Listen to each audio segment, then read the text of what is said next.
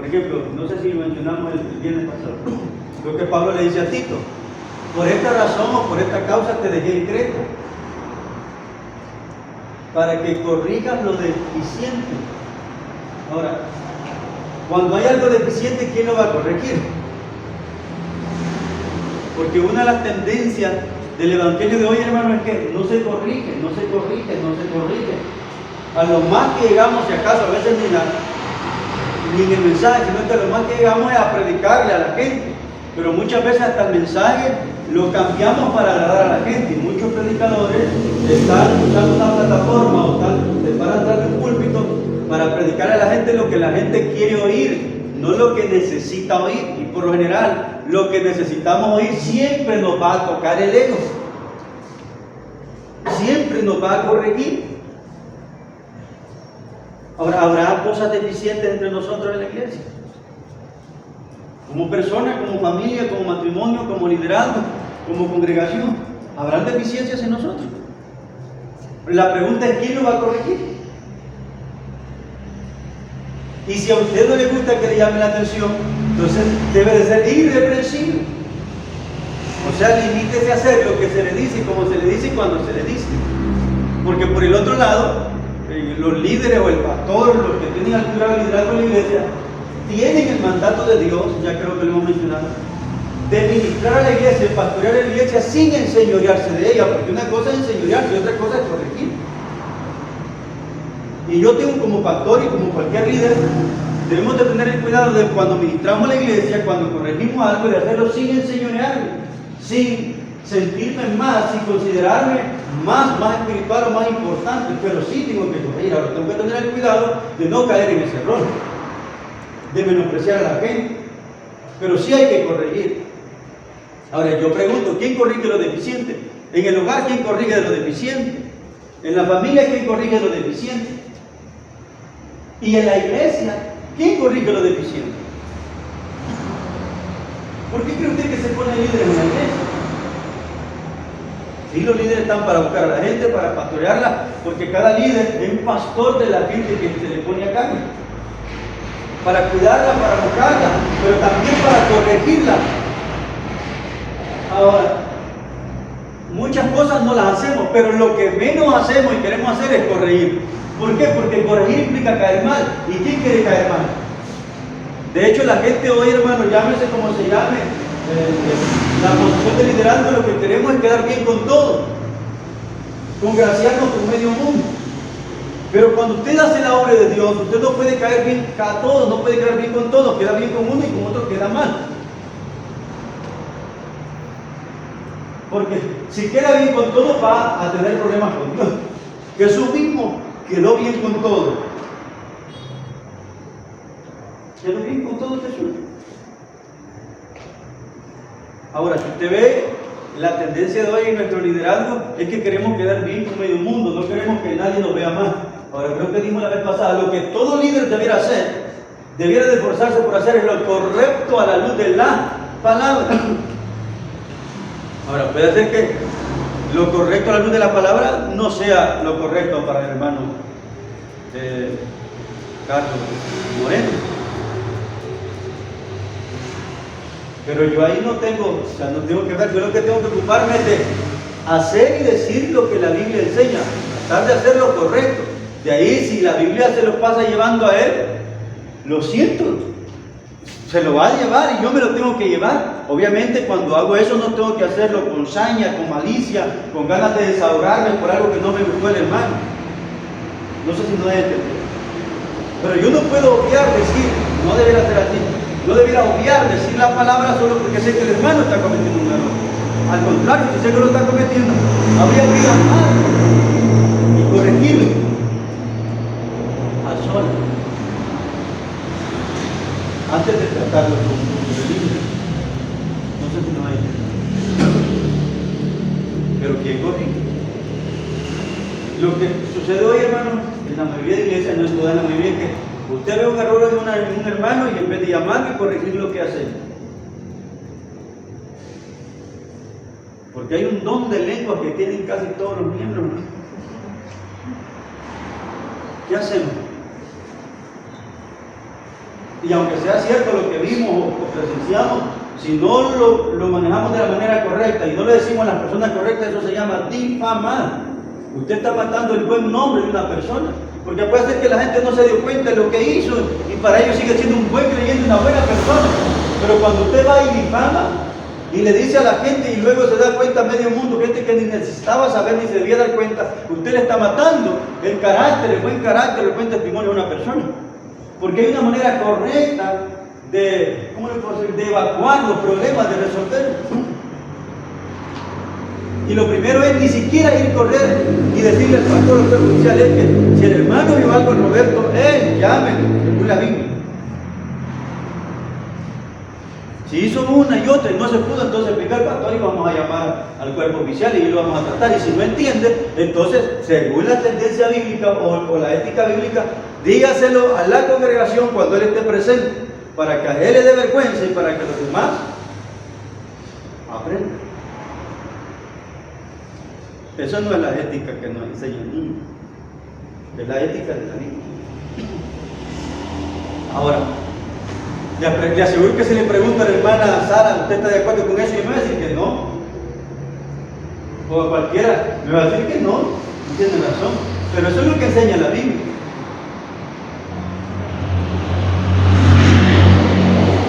No sé si me dejan entender. Y a la luz de la Biblia, eso es lo correcto, ese es el lineamiento a seguir.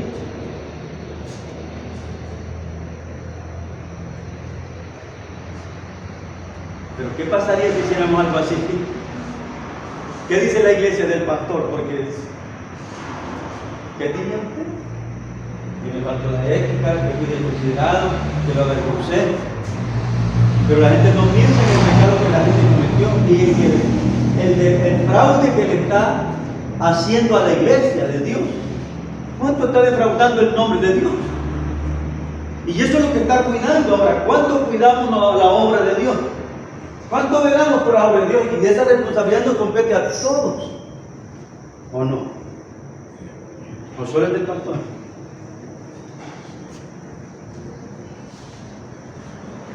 Oye, hacer todo sin murmuraciones y contiendas para que seáis irreprensibles y seños, hijos de Dios, sin mancha.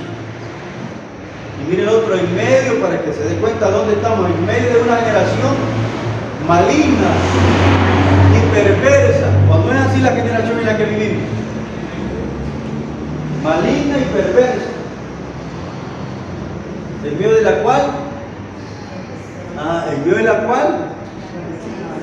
como luminares, o sea que usted tiene que ser diferente, marcar la diferencia, diferenciarse, así como dice la Biblia que Saúl se diferenciaba, se distinguía entre mil. Podía tener un montón de muchachos ahí, mil muchachos en un valle ahí, en un desfile o en una fila, pero a simple vista se diferenciaba Saúl porque de hombro hacia sobresalía por su estatura. Cualquiera dice, aquel que está allá es Saúl, no lo acabo de distinguir bien, pero es Saúl. Que usted pueda distinguirse entre el mundo ahora. ¿Cuánto se está distinguiendo la iglesia? ¿Cuánto se distingue usted entre el mundo?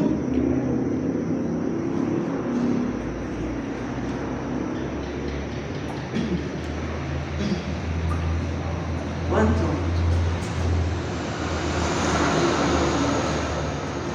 Entonces apréndanselo, como digo, estábamos haciendo énfasis porque es un versículo bien claro.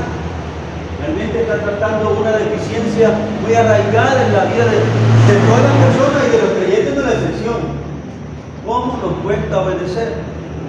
Y mire la condicional. Hacer todo sin murmurar y murmuraciones y sin contienda. Uno nos cuesta obedecer y cuando lo hacemos dijimos, murmuramos y contendemos. ¿Alguna vez le han murmurado ustedes a su papá cuando les mandó a hacer algo? ¿Qué es murmurar? Sí, usted lo hizo, pero iba murmurando. ¿Qué sería? ¿Alguien nos puede argumentar?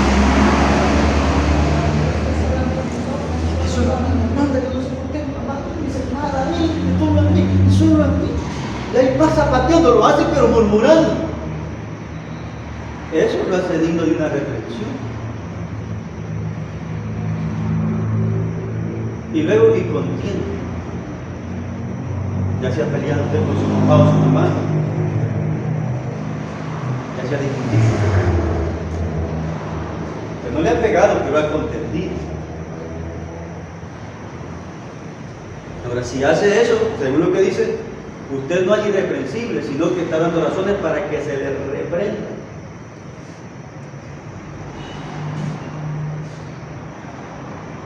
Ahora, eso tiene que llevarse a todos los planos de liderazgo, en el trabajo, en la escuela, en la casa, en el hogar, en la iglesia. Debemos aprender a hacer eso, sin murmurar y sin contender.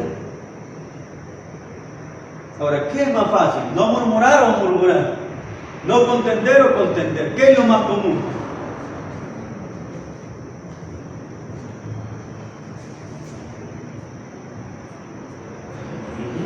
¿Qué es lo más común? Renegar y contender. Y luego nos sorprendemos de por qué estamos como estamos. Dios no nos puede bendecir, hermano. Mire, yo a veces me cuesta entender cómo es que la gente no entiende. Tenemos grandes ejemplos. De hecho, Pablo dice que las cosas que antes se escribieron para nuestra enseñanza se escribieron. ¿Por qué Israel no entró a Canaán? Porque Dios no quiso que entrara. Ya alguien así dijo la vez. Porque Dios no quiso que entrara. Si es cierto, Dios no quiso que entraran, pero no era ese su propósito, su ideal. Ahora, ¿por qué no quiso que entraran? ¿O por qué no permitió que entraran? Si usted lee Hebreo, no entraron por murmurones, por contenciosos e incrédulos y otras cosas, ¿no? Y viendo cómo Dios respaldaba a Moisés, ellos siempre se rebelaron, murmuraban, se quejaban. Entonces Dios determinó por su queja no cumplir su ideal con ellos, sino que hizo que rodearan todo el desierto, cuando según la Biblia, según Éxodo, solo necesitaban 11 días para llegar a la frontera de Canaán. Y Dios lo hizo rodear y rodear y rodear 1,000 vueltas hasta que se murieron todos. Ahora, ¿por qué? Veamos ahora de qué hablan los capítulos. A recordarlo porque ya lo habían leído. Veamos, hermana Naomi, díganos algo del capítulo 8 de Marcos.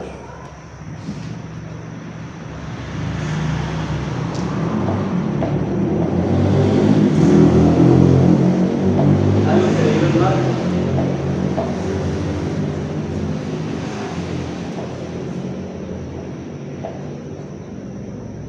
Hermana Sara, algo del capítulo 8 de Marcos.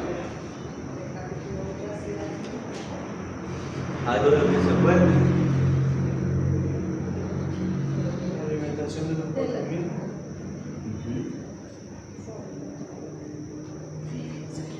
¿Cuántas canastas sobraron? 7. 7. Hermano Moreno.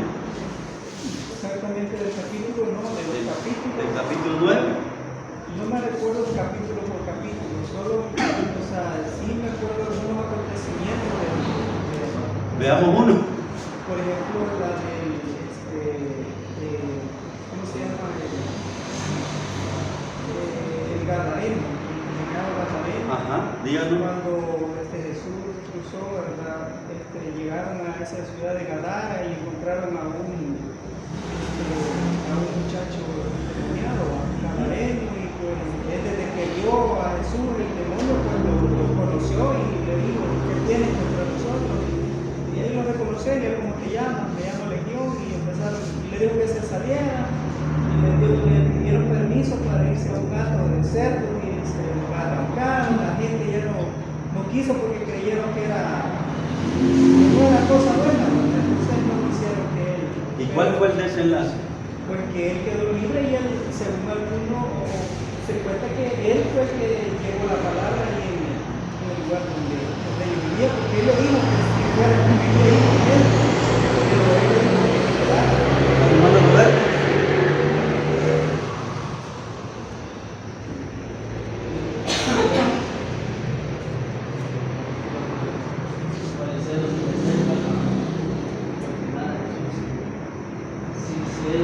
Si se podía uno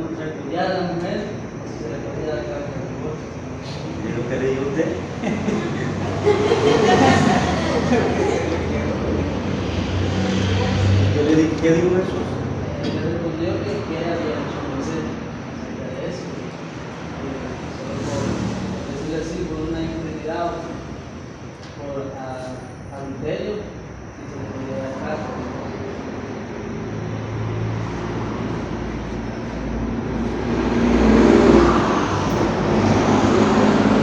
¿Más? ¿Te va a ayudar? ¿Te va a edificar?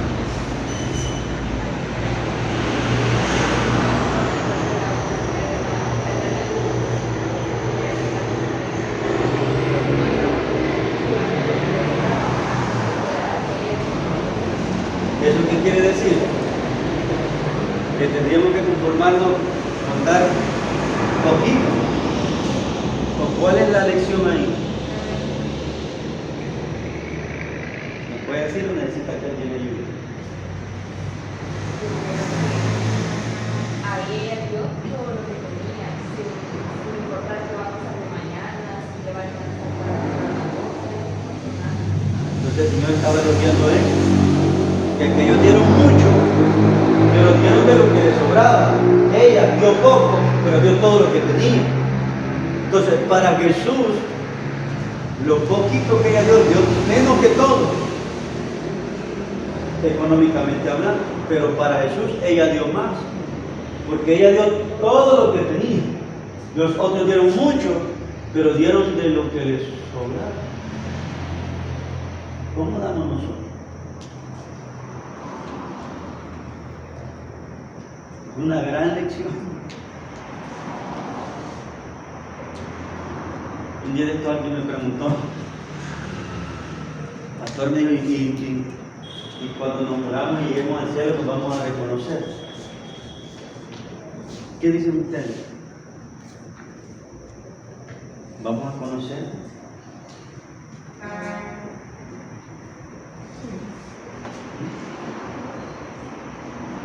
¿Por qué? ¿Por qué sí?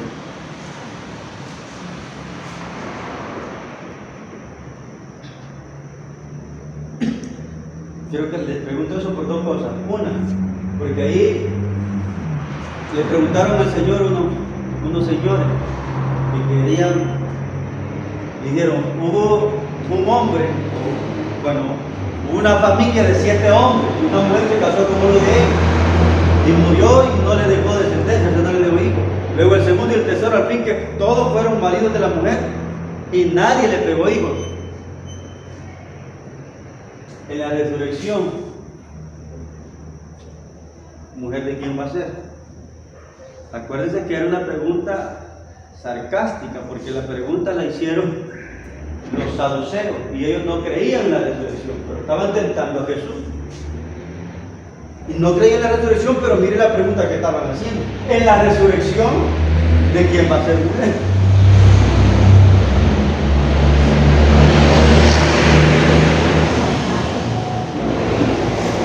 Sí, digo que de nadie, es cierto, pero ¿nos vamos a conocer? ¿Por qué?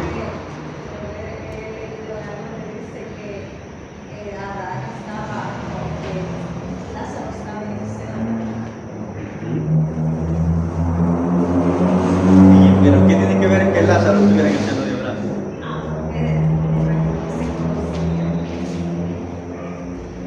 Hermano Manuel, ¿qué dice? Seguro que usted quiere decir de los 7 hermanos que estaban con la misma mujer, que le preguntaron los saduceos a Jesús de eso. Pero Jesús le dijo a ellos que allá en el cielo le dijo, de nadie va a ser mujer, porque van a ser como los ángeles. Posiblemente no los publicamos. ¿Me imagino yo?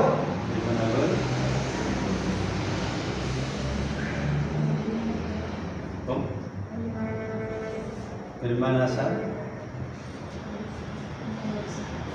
Y usted no quisiera conocer allá en el cielo a su esposo. Hermano Carlos. Yo creo un poco lo que dice la hermana era que la hermana Sara,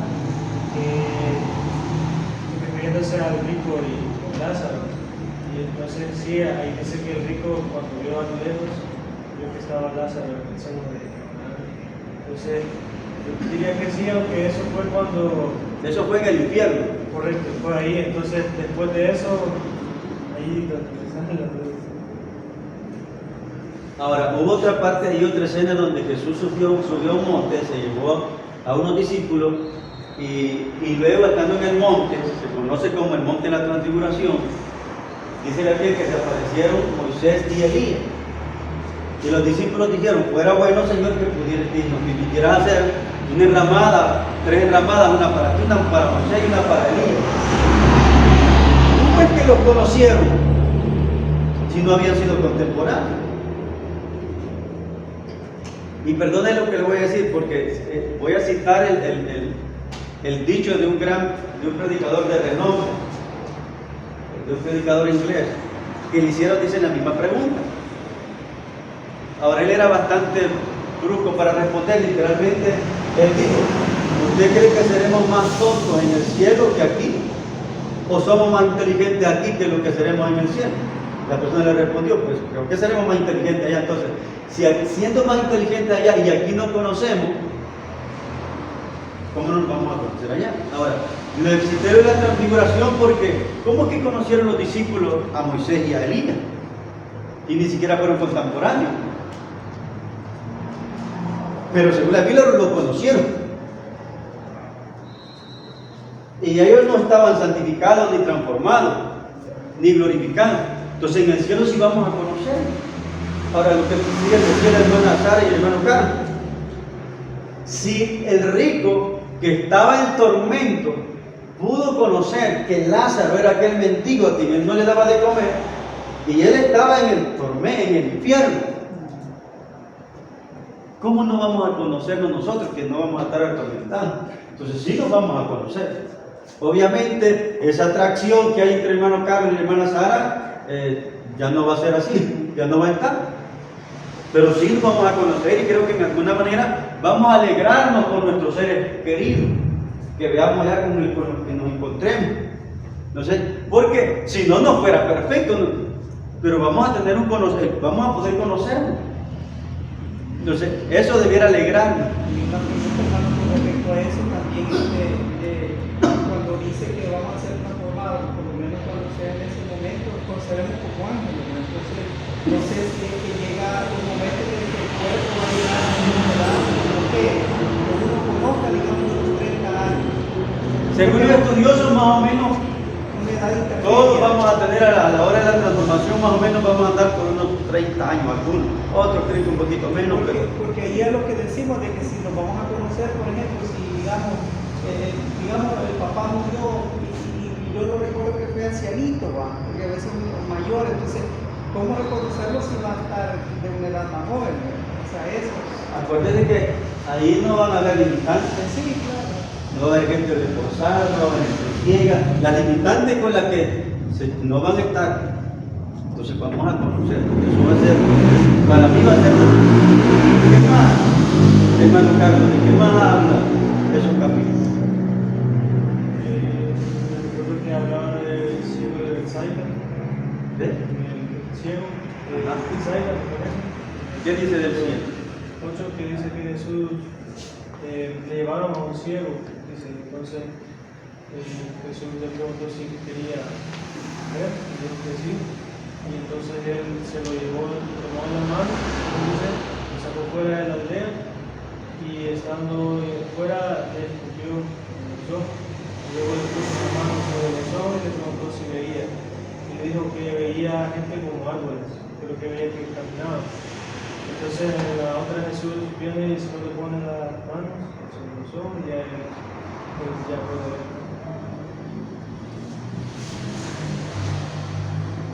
¿No le parece algo fuera de ese método del Señor? ¿Qué diría usted si viera que un ministro, un hermano, una mujer, un hombre, un siervo, una sierva del Señor, ¿usted estaría dispuesto a recibir sanidad bajo ese método?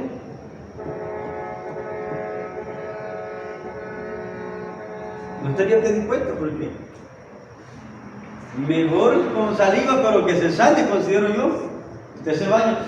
En otra ocasión le metió los dedos a un chamaco en los oídos y le dijo, épata, sea abierto, y se abrió. Oyó.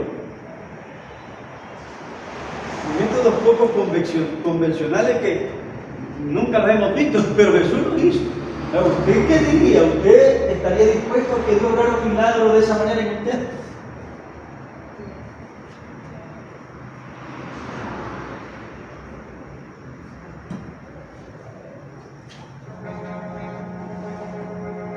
El Señor, por lo que ve, no dijo nada, él contento de ver. ¿Se imagina usted al Señor escupiéndose en la mano, agarrando polvito y haciendo una especie de lodo y echándosela en los ojos?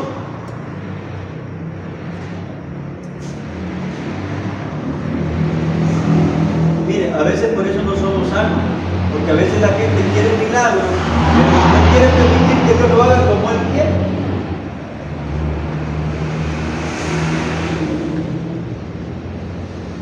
Yo preferiría con todo y saliva, pero no ver que estar ciego no sea usted. Pero es que allí, hermano, también mucho tiene que ver la fe de la persona, porque si vemos en los capítulos anteriores, pasa lo que él va a Nazaret, que quiera notar que la incredulidad de ellos, o sea, se sorprendió de la incredulidad de los mismos porque él vivía, entonces no dice que no hizo muchos milagros, no poquitos, porque La incredulidad de ellos. Entonces, hermano, cuando lea la Biblia, trate de leerla con entendimiento, no solo leerla, sino que trate de entender, analizar algunas palabras. Por ejemplo, ¿cuánto nos cuesta comprender, por ejemplo, lo que es el paraíso o lo que es el seno de Abraham, lo que es el infierno? Y yo no sé si ustedes se han dado cuenta, pero ahí en el mismo lugar, antes de Cristo estaba el infierno, el paraíso donde iban los creyentes de Cristo, que se llamaba seno de Abraham. ¿Han leído o oído alguna vez del foso profundo? ¿No han oído? Del que habla Apocalipsis, del que van a salir unos demonios a manera de langosta. Si usted se detiene ahí, usted ve que el rico estaba en el infierno, en un lugar de tormento. Y lo otro, hermano, que a mí me llama la atención, usted puede creer lo que quiera y creerle a quien quiera, pero cuando yo, por ejemplo, he ido un montón, antes más que todavía, y a veces gente que se empecina de regalarle a uno, mandarle un audio de un testimonio de un hombre y una mujer que salen hasta llorando, que fueron al infierno y vieron cómo los demonios atormentaban a las mujeres. Yo no lo creo. No sé usted, yo no lo creo. Porque si voy a la Biblia y, por ejemplo, me baso, solo hablemos de ese caso. Jesús no dice que los demonios estaban atormentando al rico, ¿sí? ¿Qué dice ahí la Biblia? ¿Por qué estaba atormentado? Por una llama, por fuego. No habla nada de demonios, pero cuánta gente que ha ido allá, que ha ido al infierno y que ha visto a demonios. La Biblia no dice eso. Por eso le digo, si usted quiere creer, pero a la luz de la Biblia a mí me cuesta creer. Entonces usted ve el infierno, luego ¿qué dice? Padre Abraham. Le grita porque no le habló despacito. Puede enviar a Lázaro que moje la punta de su dedo en agua y venga y refresque mi lengua. Pero dice que en medio había una. Y por lo tanto nadie podía pasar ni allá para acá ni de acá para allá. Esa cima es el lugar de donde van a salir a la langostas. Y eso está en el centro de la tierra. Y al otro lado, pero una parte más arriba, porque dice que él vio hacia arriba, estaba el paraíso, o el seno de Abraham. No sé si me voy a entender. Usted lo encuentra ahí mismo, las tres cosas. Pero, y digo eso, está ahí, bueno, yo siento que está ahí en alto relieve. que cualquiera que lea de manera superficial va a entenderlo, pero aún siendo así, ¿cómo nos cuesta entender y conocer eso? ¿Cuánto preguntamos acerca de eso? ¿Cuánta incógnita causa en nosotros? Cuando está ahí a la vista de todo. Entonces, cuando lea la Biblia, trate de no solo leerla, trate de entenderla. Por eso dice la Biblia, el que lee, entienda, porque si usted lee y no entendió, ¿qué sacó? Nada, la idea es que usted entienda y saque lecciones, saque verdades y aprenda las doctrinas, las enseñanzas bíblicas. Ahora usted sabe que ya cuando un creyente muere ya no va allá, sino que va hacia arriba. Hermana Sara, algo de que se recuerde que habla en esos capítulos del 8 al 14 de Pablo. Lo último se no me ha terminado de leer, pero habla cuando Jesús bendice de los niños, también habla cuando los fariseos tenían la señal de Jesús. No sé si soy mal, pero una de las cosas que más me llamó la atención, no sé si es ahí realmente hay perdón, pero cuando dice que cuando salen los demonios, cuando se echa fuera los demonios y que el demonio regrese, es en Marcos 5. ¿Me puede explicar más para entender? Porque Cuando, sí hay ahí de un caso de demonios, pero no. Si no me recuerdo, Jesús que está explicando. Estoy mal, Cuando recuerdo que el demonio dice que habita en la persona. Que sale Al que tiraba al muchacho y le echaba el fumoraje, ¿ves? Y que a veces lo tiraba al fuego y a veces al agua, ¿ves? Creo que recuerdo que había solo un apartado en que explica eso y cómo es que el demonio regresaba nuevamente. Amén. Lo voy a buscar y lo prometo que lo termine en otro jueves. ¿Algo más? ¿A quién no le preguntaste? Sí, ¿algo que se acuerde?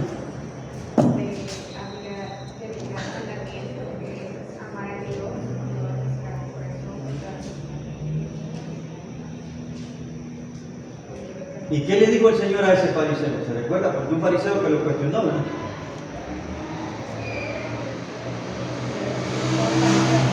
El fariseo le dijo que cuál era el mandamiento más importante. Y Jesús le dijo, amarás al Señor tu Dios con todo tu corazón y todo tu corazón. Y luego le dice, también a tu prójimo como a ti mismo. Y yo le dije, es cierto, es cierto. Y luego el Señor, ¿qué le dijo al hombre? Porque el hombre asintió lo que Jesús había dicho, estuvo de acuerdo, y dijo que sí, era. Que ese era. ¿Y qué le dijo el Señor?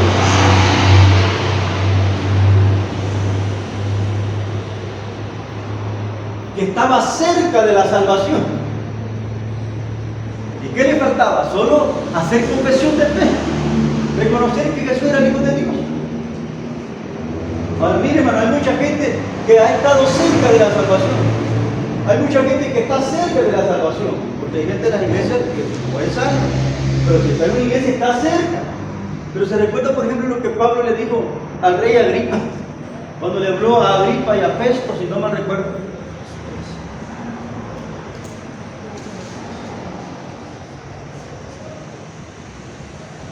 Cuando Agripa le dijo, por poco me persuades a ser cristiano, Pablo.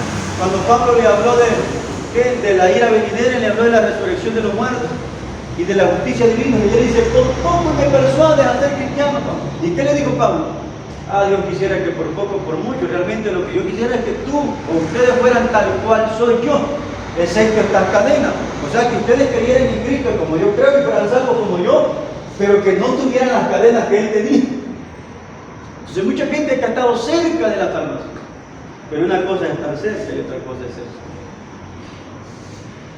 Amén.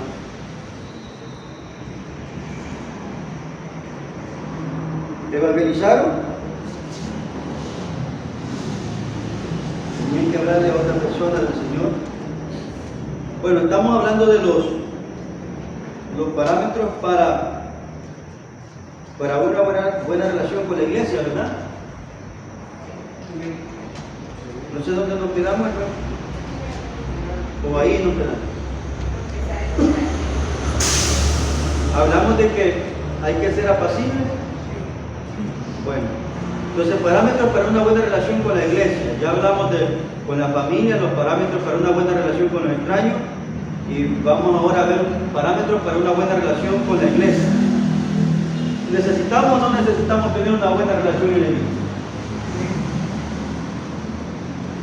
¿Cuesta o no cuesta tener una buena relación con los demás creyentes en la iglesia? Hay como algunos que no mucho, pero hay otros que como cuesta.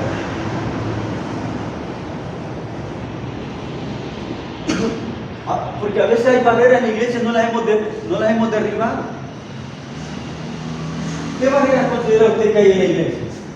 ¿Había barreras en la iglesia primitiva?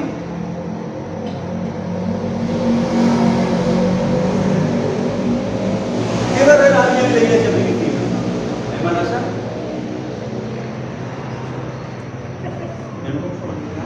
La conformidad, pero Es que cuando decían algunos que no atendían a las viudas y entonces hubo eso. fue un descuido entonces Pero, de los demás. ¿Qué otra barrera, hermana?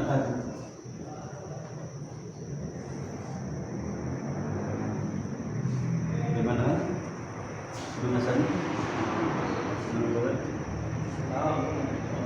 Hablábamos de los otros. Entendían entre ellos. Hermano Carlos.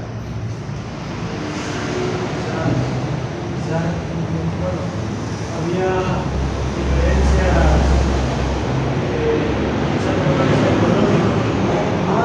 Esa era una barrera. Había una diferencia financiera que la gente que tenía más subestimaba, tenía de menos a los que tenían menos, tenían poco. Esa es una barrera y esas barreras existen hoy en la iglesia. ¿Sí? ¿Qué otra barrera?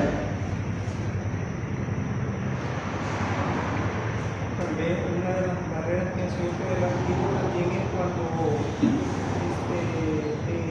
se daban algunos problemas con las ideologías o creencias por ejemplo uno decía no, es que hay que circuncidarse, otro decía que no, y que vivimos por gracia.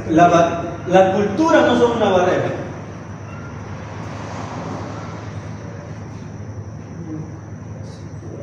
Porque ese fue un problema.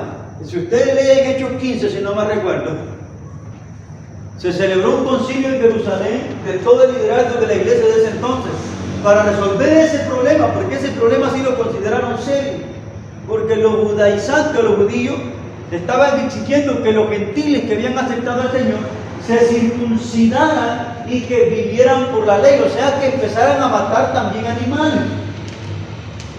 Y eso era una barrera. Había otra barrera, era cuestión de amos y esclavos.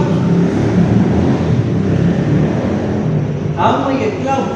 Entonces, ¿cuántas barreras habían? Habían muchas, pero todas esas vino Jesús y las derribó. Por eso dice la Biblia, a través del apóstol Pablo, que ahora ya no hay varón ni mujer. O sea, que Jesús vino y le dio como valoró a la mujer. Porque antes la mujer se tenía de menos, pero ahora dice que ya no hay varón ni mujer. El Evangelio dignifica a la mujer. ¿No creen? El Evangelio dignificó a la mujer, por eso dice, ya no hay varón ni mujer, porque eso era una barrera. No hay judío ni griego, esa era una barrera, ¿sí o no? ¿Por qué que Cornelio no quería ir a orar ¿por qué que Pedro no quería ir a orar por Cornelio? Porque es que Ananías tampoco quería ir a orar por Saulo cuando el Señor lo mandó a orar por él.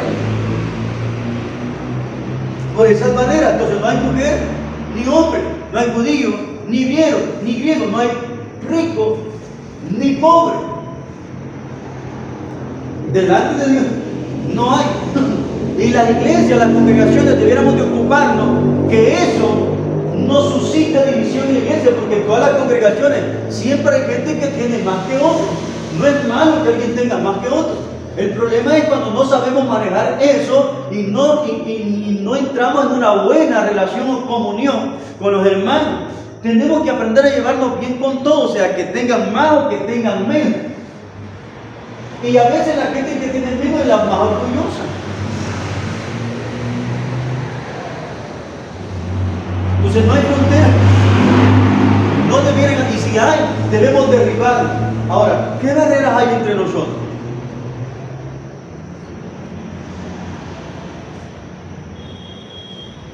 ¿Qué barreras hay entre nosotros? ¿O no hay? ¿Puedes mencionar una? Puedo decir el egoísmo, la contienda. Si de estas que mencionamos, hay. ¿Una? O sea, todos creo que a veces tenemos a buscar como un truquito y Tú el que me identifica. Entonces, si hay barreras. ¿No había ese problema en la iglesia de Corinto?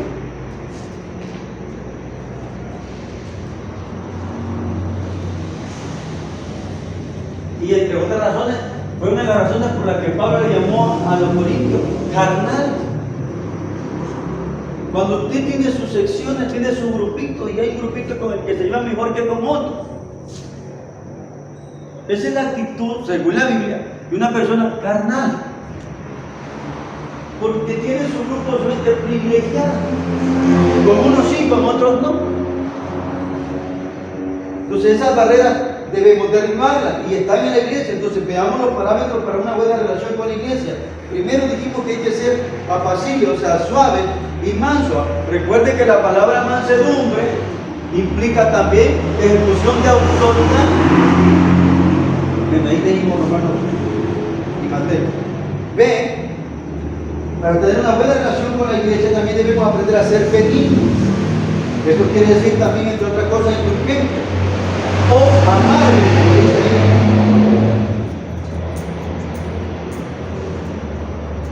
Ser benigno o amable con los hermanos. Veamos qué dice Efesios 4:32. Alguien que lo tenga. Antes ser benignos unos con otros, misericordiosos, perdonando unos a otros, como Dios también. Oye, como dice, antes ser benigno,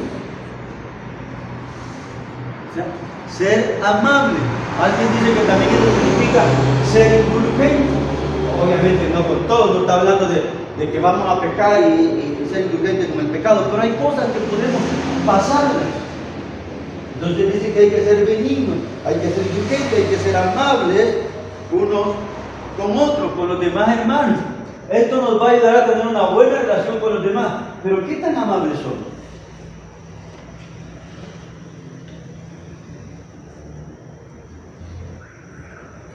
Ahora, como repito, hermano, debemos de saber entender esto, porque a veces no queremos que un líder se corrija o se moleste, pero fue amable Jesús en el templo.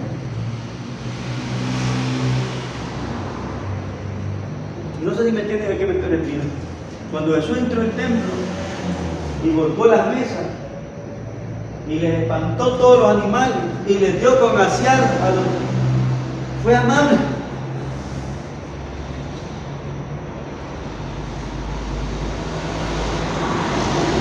Entonces, ¿en qué momento ser amable o a qué se refiere? Porque no está hablando en ese caso entonces de ser amable y con el pecado, y el pecado es el que se le niega. Por eso lo que Pablo también dice a Timoteo, pero tú reprende y exhorta. Para reprender es hablar fuerte.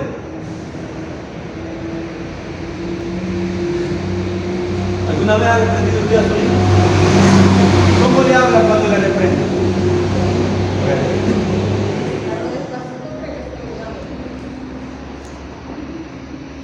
¿Cómo a usted alguna vez ha reprendido a sus hijos?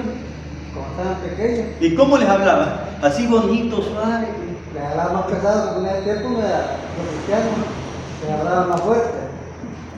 Pero Con una sonrisa de oreja a oreja. no, ya no. No, no. Es difícil. Sí. Serio. Con carácter, que notaran que lo que habían hecho o dicho había desagradado y que notaran que él no estaba agradado, sino molesto. ¿Será que Jesús le dio de latigazo con una gran sonrisa de oreja a oreja?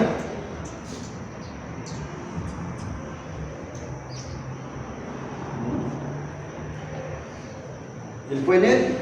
Entonces debemos de saber entender eso, porque a veces la gente quiere que los líderes no corrijan o no se molesten en algún momento.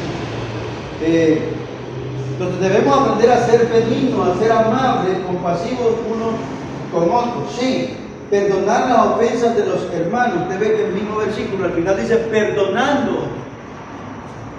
Porque ¿quién no tiene error? ¿Quién no ha cometido errores alguna vez? ¿Alguien de ustedes no ha cometido errores en la iglesia como miembro? ¿No ha hablado de alguien? ¿No le ha hecho una mala mirada a alguien?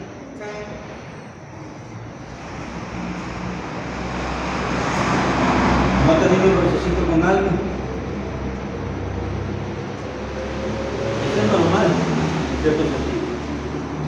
Porque estamos en una congregación que la formamos gente imperfecta, que tenemos errores, que nos equivocamos, pero lo que tenemos que aprender es amarnos, porque no hay iglesia perfecta. Y como le dijeron a alguien, cuando la haya no entre, porque la va a arruinar. Porque a veces hay gente que anda buscando una iglesia perfecta.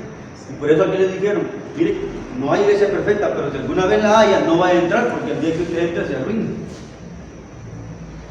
Porque los seres humanos somos imperfectos, fallamos y nos equivocamos. Y usted ve que por muy bien que nos llevemos con alguien en algún momento siempre hacemos o hacen algo que nos desagrada o que desagradamos a la gente. Por eso igual no hay matrimonio perfecto, todos tenemos dificultades, hemos tenido dificultades, uno quizás más que otro, pero todos tenemos problemas.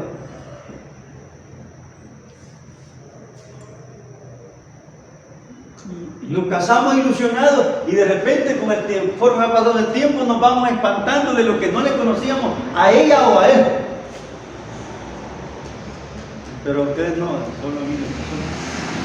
No, un comentario con respecto a eso, nos dice que eso de perdonar ofensa a veces cuesta, porque nos encontramos con un caso, y no vayamos lejos, aquí en la iglesia hay gente que no viene, dicen, porque cierta persona me dañó, me hizo tal cosa y nunca se reconciliaron.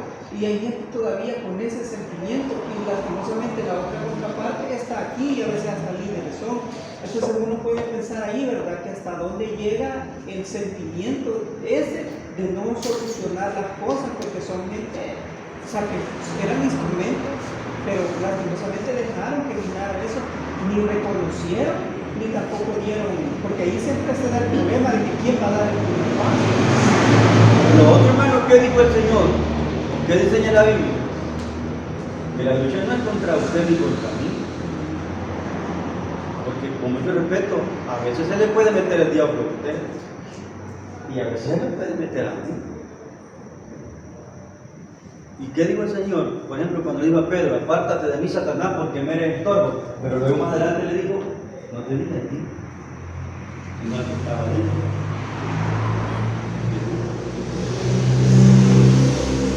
Porque bien bonita la acción de Pedro. Señor, ¿cómo te pones a creer? Y reprendió al Señor, lejos esté de ti sufrir tal semejante cosa. Cuando el Señor estaba anunciando su muerte, ¿y él qué le dijo? ¿Y qué pudo haber dicho Pedro? Uy, qué pesado este diácono, o este pastor, o este líder, o esta líder. Qué pesado, qué bárbaro, ¿cómo lo trata uno? Mejor me voy de la iglesia. Porque fue bien fuerte, ¿o no? ¿Cómo se sentiría usted si un líder o yo le dijera, apártate de mí, Satanás? ¿Cómo sentiría? Cae en la gracia. La gente se cae de la gracia aquí, hermano, porque no hemos madurado. Pero cuando hacemos algo que va en contra de la voluntad de Dios, nos volvemos en un estorbo. Entonces tenemos que entender que la Biblia dice que la lucha no es contra sangre ni carne, no es contra mi hermano. Él puede tener una mala acción, una mala actitud, pero realmente yo tengo que entender que no es él, no es con él que tengo que luchar, sino que hay algo interno que lo oprime, que me impulsa a hacer eso que él, yo sé que allá adentro no quiere hacerlo. Cuando entiendo eso y lo veo así, me es más fácil no guardar rencor. y orar por él para que Dios le ayude a salir de ahí, que le abra el entendimiento.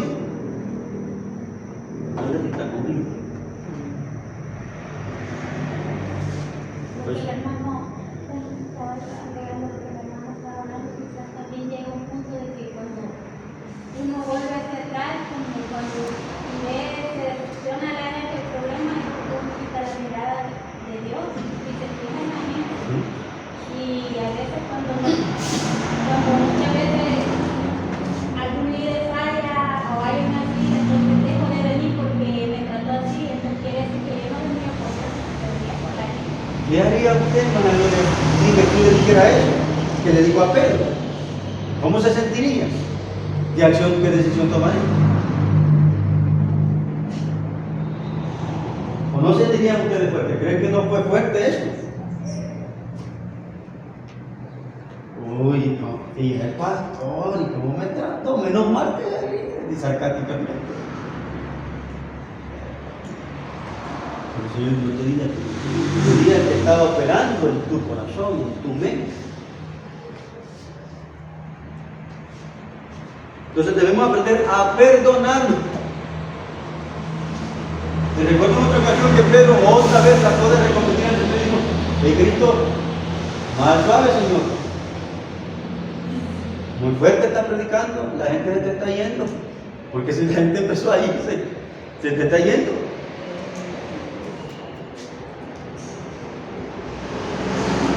Predicarle más bonito y suave de lo que quiere oír del éxito. ¿Qué le dijo el Señor? Si quieres irte también, Pedro, no hay ningún problema, puedes irte.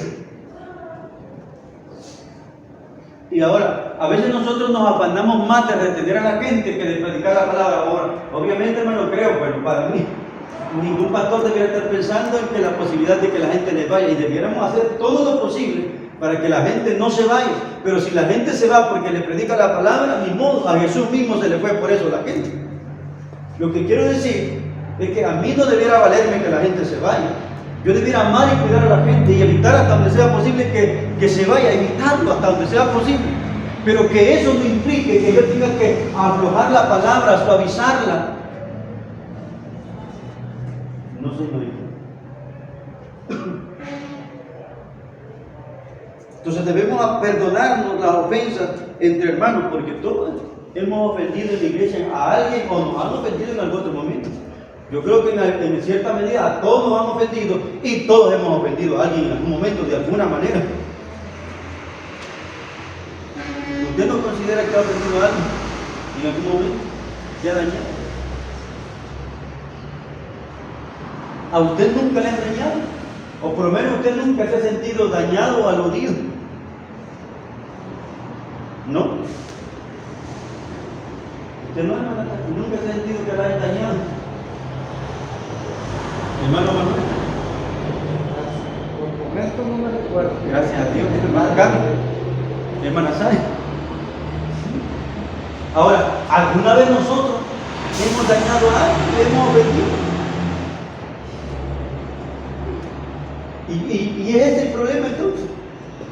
No, el problema es que no tenemos la capacidad de perdonarnos y de entender cómo es que funciona la cosa. Porque imagínense que la hermana Gloria ofendió a la hermana Sara y se piden perdón. Y la hermana Gloria comete un error y le dice: Sarita, perdóname, yo te amo en el Señor, y se perdonan y lloran. Y dice: te prometo que no va a volver a pasar. Ah, se metió en un lío serio.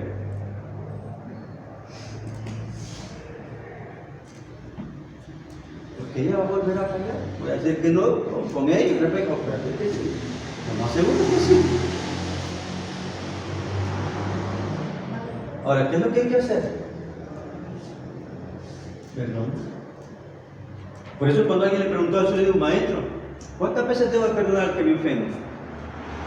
¿Hasta 7 veces? Así le preguntaron: ¿hasta 7 veces? ¿Y qué respondió el Señor? No te digo hasta 7, sino hasta 70 veces 7. ¿Para qué quiso decir el Señor? Porque ¿será que usted podrá llevar la cuenta y saber cuánto es la ocasión 69? Porque literalmente quiere decir 490 veces, pero no quería decir así el número. sino de manera indefinida, porque usted no va a poder recordar cuando vaya por las 70, 80, por la 20, la 30. Las veces, lo que quiero decir, las veces que te ofendan, esas veces tenés que perdonar. Si querés. Así. Entonces, o sea que usted y yo no deberíamos estar aquí en la iglesia esperando que el hermano nunca me ofenda, que la hermana nunca me ofenda, que la hermana nunca me hiera. Al contrario, yo debería estar aquí consciente de que en algún momento el hermano Roberto, la hermana Sarita, el hermano Manuel, la otra hermana Sara, en algún momento yo estar consciente de que ellos me pueden dañar. Y yo tenía en mi mente que lo que tengo que aprender es a perdonarles si quiero entrar al cielo. Pero usted dice, no es que yo nunca creí que el hermano Carlos fuera a hacer esto. Equivocado, hermano. El más santo puede cometer el más grave error. Lo que tenemos que aprender es a perdonarnos. Amén. De aprender a servir con amor a los demás. Aprender a servir con amor a los demás. Veamos que dice Hechos 6, 1 al 4. Hermano Carlos, hermano.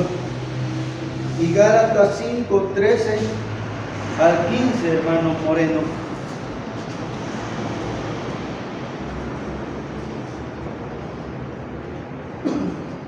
Vamos a leer esos versículos, hermano. Y sobre todo el de Gálatas, quisiera usted que hiciera un análisis para el otro viernes, porque es bien importante. Vamos a ver qué dice Hechos 1 al 4, 6, 1 al 4.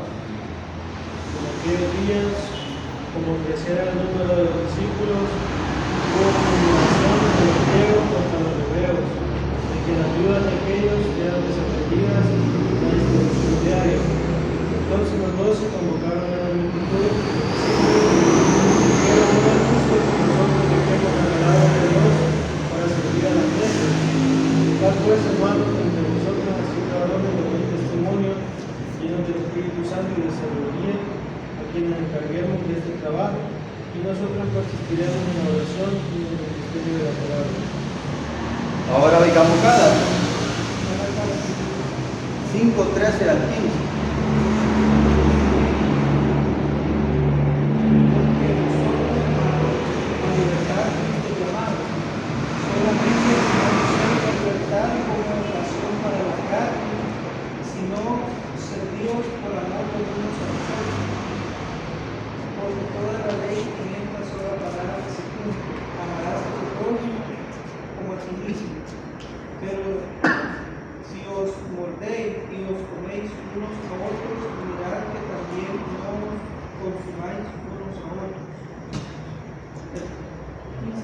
Sí. ¿Ha oído hablar de la gracia usted alguna vez? ¿No han oído hablar de la gracia?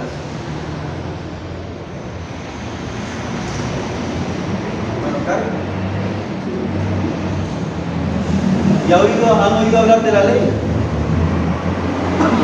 ¿Han leído y oído que Pablo dice que nosotros ya no estamos bajo la ley para que vivamos por la ley, sino que estamos bajo la gracia? Y ahí está hablando de la libertad. Ahora, ¿realmente qué es libertad? La gracia nos permite vivir un evangelio sin freno. ¿Cuál es el fundamento del evangelio de gracia? ¿Y cuál es el fundamento del evangelio de la ley? Porque cuando no entendemos eso, hermano, hay mucha gente que no puede conciliar. Y predico un evangelio, al predicar un evangelio de gracia, predico un evangelio sin ley. Donde usted puede vivir como usted quiere, hacer lo que quiere, hablar como quiere, vestir como quiere. Y yo salgo porque dice que es gracia.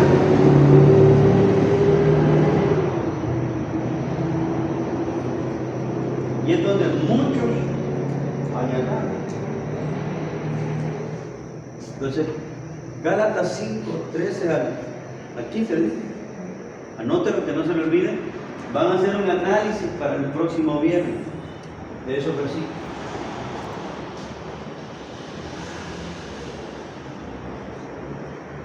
¿Cuál es el fundamento de la ley? ¿Cuál es el fundamento de la gracia? ¿En qué consiste la gracia? ¿Es libertad para pecar? ¿Es licencia para pecar? ¿Y en qué consistía la ley?